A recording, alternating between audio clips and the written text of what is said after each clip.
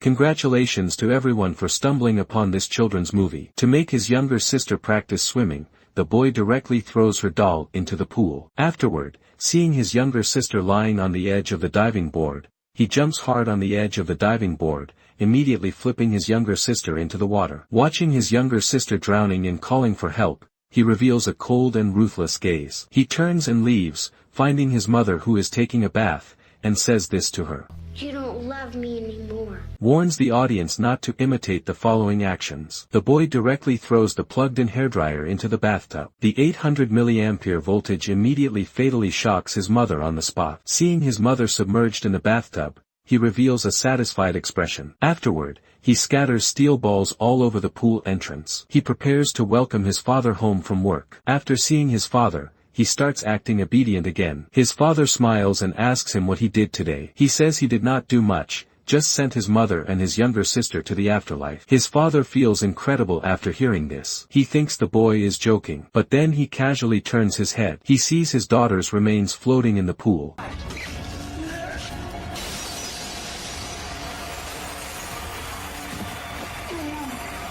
Seeing his fallen father, the boy walks over, holding a baseball bat. He repeatedly deals critical blows to his father. After finishing, he cleans up the scene thoroughly. He wipes the bat clean. He hides the fingerprints well. As for the hairdryer, it is soaked in water. Naturally, they cannot detect his fingerprints. Afterwards, the police arrive at the crime scene. Clever long-haired police officer merely takes a look at the remains and immediately deduces this is an accident. There is another killer. Soon, they find the hiding boy. They see his face is full of terror, his eye sockets are red, and his lips are tightly pressed, as if he just witnessed the killer. He holds back the tears in his eyes, daring not to cry, for fear of being discovered. He really knows how to act. The female police officer asks if he is Mikey, 9 years old this year. She asked the boy to describe the killer's appearance. Mikey actually describes the killer. He says the killer has 2 legs, 2 eyes, 1 nose, 1 mouth, and can walk. This is an invalid description of the perpetrator. Anyway, the police certainly do not suspect Mikey. He lacks the mental capacity and physical strength to plan serial eliminations. He also lacks a clear motive for elimination. So the case temporarily remains unsolved. It awaits new clues to advance. However, the most pressing issue currently is finding adoptive parents for Mikey. He was adopted by that couple from the orphanage. The psychologist suggests that Mikey witnessed his adoptive parents being eliminated, leaving him with severe psychological trauma. They suggest finding him a good adoptive family and not sending him back to the orphanage. At the same time, Mikey also expresses his unwillingness to go to the orphanage. So the police have no choice but to find one. But during the search, the police deliberately conceal the information about his previous adoptive parents' murder. They also help Mikey change his surname to prevent him from being labeled a jinx. 9-year-old Mikey has a sweet smile. His innocent appearance deceives people. On the surface, he is as obedient as an angel, but secretly, he commits evil with audacious courage.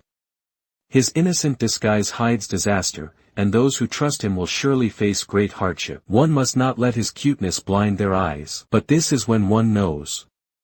If one does not know, then families who want children will definitely take him. Just like that, a married couple without children adopts Mikey. His adoptive mother is named Valerie. His adoptive father is named Neil. The economic situation of this couple is no worse than that of the previous adoptive parents. They give Mikey a gift upon meeting him. They also live in a large villa. At the same time, the couple is also very thoughtful. Fearing Mikey has no friends, they specifically invite their neighbor over. A woman has a son and a daughter. Her son is named Sean. Her daughter is named Jessie. She wants Sean and Mikey to get to know each other. The 2 of them attend the same school. Later, they can come home together after school. Immediately after, another person enters. This person is Mikey's teacher. Jessie and Neil are so thoughtful. Mikey arrives at school. At first, on the first day, everything is normal. He greets his classmates. He introduces himself. During class, he diligently answers questions. But until this day, the art teacher discovers that the drawing this kid made is a bit off.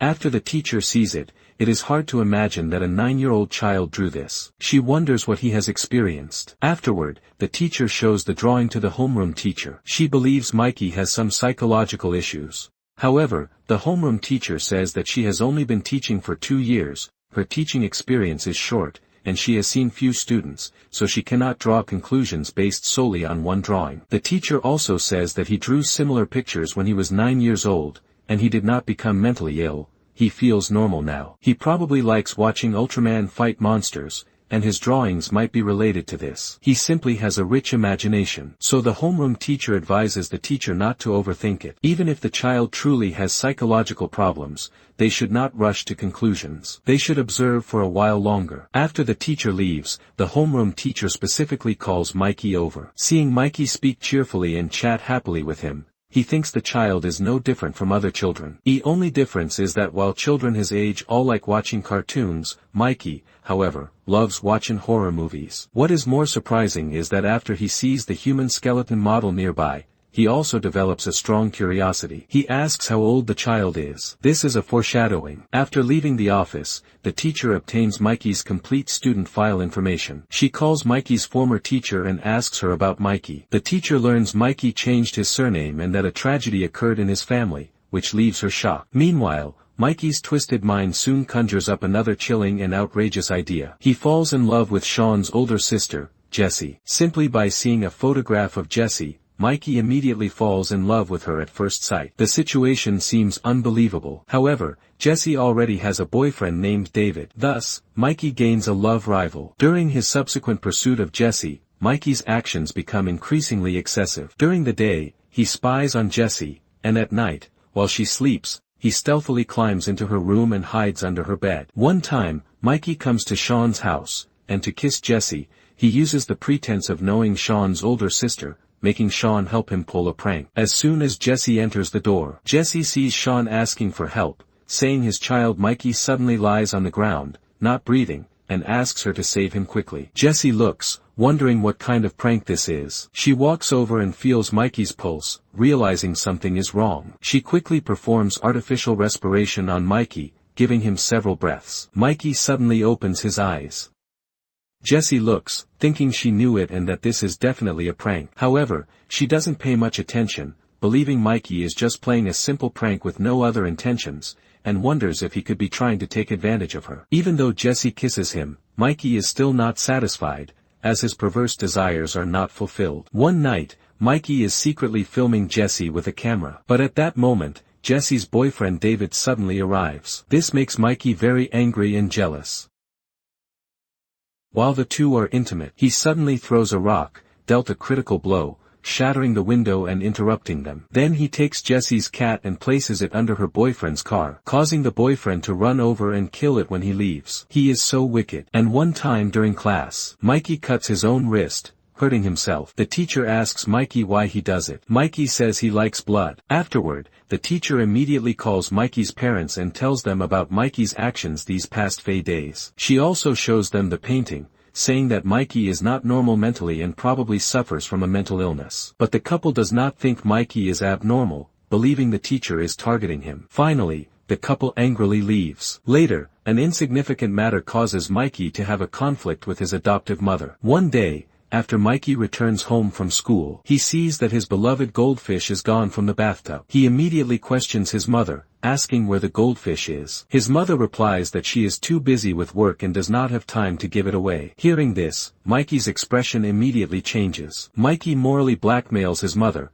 claiming she does not love him and sold his goldfish without his permission. As he says this, Mikey angrily runs back to his room. Because of this incident, Mikey develops hatred for his mother. Later, Mikey even wants to replicate the method he used to eliminate his first adoptive mother to get rid of his second adoptive mother. That night, Valerie tells her husband about these two things Mikey did. She says Mikey might truly have psychological issues. Her husband advises her that they should be more patient with the child, suggesting they might not communicate enough with him and do not deeply understand each other. A day later, to appease Jessie, Mikey goes to Sean's house and gives Jessie's older sister a cat. Just then, Jessie's boyfriend arrives and apologizes to Jessie, claiming he did not mean it that day and truly did not see her. Meanwhile, Mikey also adds fuel to the fire, talking about people who eliminate small animals. He tells them to leave quickly. The boyfriend sees children nearby. He states it is inconvenient to talk here and suggests they talk outside. To express his apology, the boyfriend gives Jesse a bouquet of flowers. But Jesse immediately throws the flowers on the ground. At this moment, Mikey thinks to himself that she should just break up with him quickly. But to Mikey's surprise, a twist occurs. The boyfriend kneels on the ground and acts coy,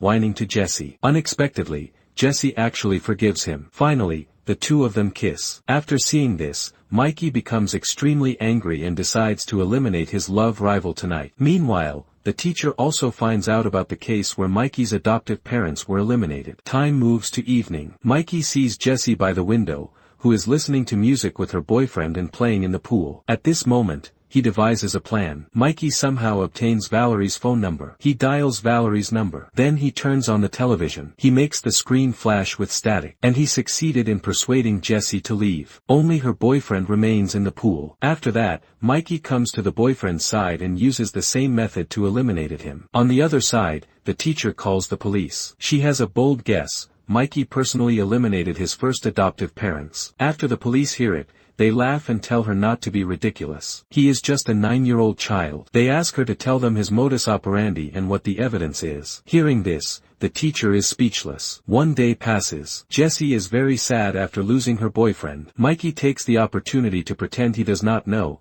comes to her side, and asks her what is wrong and why she is so gloomy. Jessie says not to mention it. Her boyfriend passed away yesterday, an accidental death. The police deduce that he was probably changing songs or something, accidentally dropped the radio into the pool, and electrocuted himself. After Mikey hears this, he says he believes it should be a life for a life. He asks why he eliminated her beloved cat. Jessie told him that it wasn't fair. Although she loves cats, can an animal be her lover? Mikey tells Jessie to listen. Her boyfriend is eliminated. Isn't he her lover? He asks to love her. Such outrageous remarks. And Mikey also lies in Jessie's arms. Seeing this, Jessie agrees. She tells him to go home quickly. She wants to be alone. After calming down, Jessie thinks repeatedly about what Mikey said to her. She recalls him saying he wants to love her. She exclaims in surprise, "Is this kid in love with her?" Afterward, Jessie finds Valerie again and tells her what Mikey said. She says she suspects Mikey eliminated her boyfriend. This kid is in love with her. She thought he just liked to play with her. But it is no longer just simple playing. Valerie is incredulous after hearing this,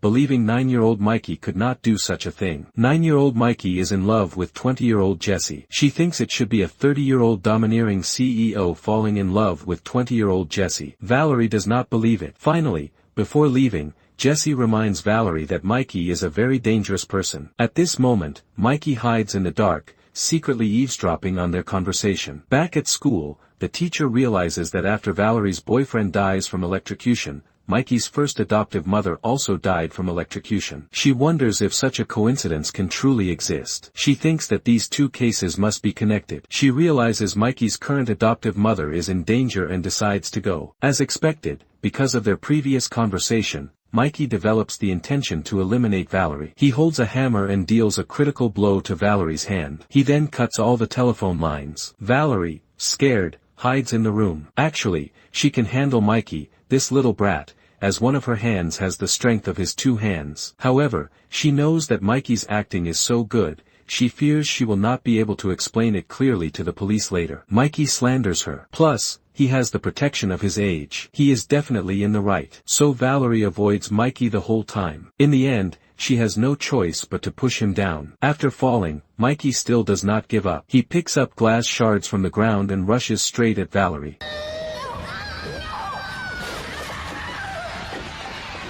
The other teacher and the homeroom teacher also rush over. Seeing this tragic scene, they understand what happened. Afterward, the homeroom teacher plans to call the police. But as mentioned earlier, all the phone lines are cut, so she cannot report it. Mikey takes advantage of this moment. He swaps the gun the homeroom teacher carries. He replaces it with a toy one. After walking out, the homeroom teacher sees that someone is missing. He turns around. Mikey aims a bow at him. The homeroom teacher wants to fire a shot to scare Mikey, but the toy gun does not fire bullets. Finally, Mikey dealt with him with an arrow. On the other side, the teacher immediately rushes over after hearing the commotion. She sees the homeroom teacher on the ground. She just wants to leave. Mikey appears with a slingshot in his hand. The teacher's fate is also quite tragic. Mikey takes care of her with a steel ball. After doing all this, Mikey simply cleans up the scene. Then he goes to the bathroom. He quickly tidies himself up, including his hairstyle. After that, he also goes to Jesse's house to confess his feelings to her. He addresses her as his wife. He asks her if he looks handsome today. He asks her how his hairstyle looks. He asks if he charms her. He says a lot. Jesse directly rejects him and tells him to leave. After being rejected, Mikey becomes very angry. He thinks if he cannot have her,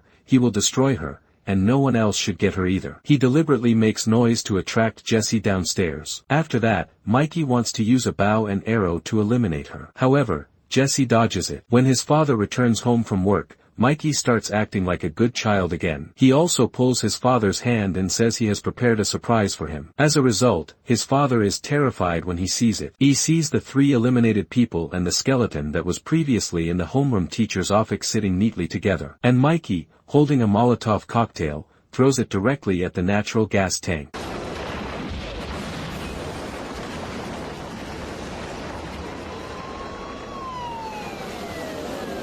Finally, the house is blown to smithereens. After the fire department arrives, they initially determine the explosion is caused by a natural gas leak. They discover 4 remains at the scene. One of them is the remains of a 9-year-old boy. One of the remains looks like a child's, but it has turned into bones. Clearly, the boy wants to fake his own death by explosion. The scene shifts. Mikey, relying on his disguise and age advantage, once again escapes punishment. He finds new parents. However, the couple does not know that the seemingly innocent child before them is actually a cold-blood demon in a child's disguise. He is an eliminator with hands stained with blood. His new family is merely a new stage for his next crime. The movie ends here. Finally, I would like to ask the audience a question. If they encounter such a child, what do they do?